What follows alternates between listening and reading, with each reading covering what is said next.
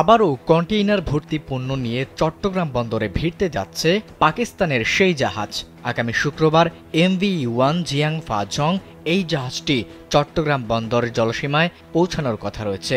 বন্দর সূত্র বলছে, এবার জাহাজটিতে আনুমানিক 825 একক কন্টেইনার রয়েছে। এসব কন্টেইনার নামিয়ে অন্তত 1200 একক কন্টেইনার নেওয়ার পরিকল্পনা রয়েছে শিপিং কোম্পানিটির। খোঁজ নিয়ে জানা গেছে, দুবাই ভিত্তিক কন্টেইনার জাহাজ পরিচালনাকারী সংস্থা ফিডার লাইন্স DMCC একটি কন্টেইনার জাহাজ দিয়ে নতুন এই সেবা চালু করেছে।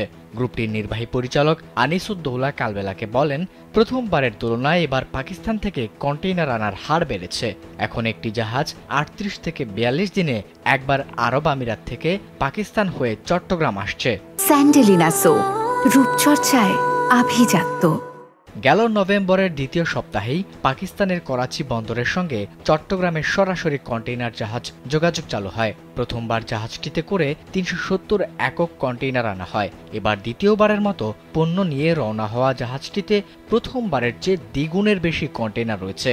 এসব কন্টেইনারে কি পণ্য রয়েছে তা জানা যায়নি, তবে শিপিং কোম্পানির সূত্রে জানা গেছে মূলত পোশাক শিল্পের কাঁচামাল ও রাসায়নিক, খনিজ পদার্থ ও ভোগ্যপণ্য এসব পণ্যই পাকিস্তান থেকে আনা হয় কন্টেইনারে। এবারও জাহাজটিতে এসব পণ্য থাকতে পারে।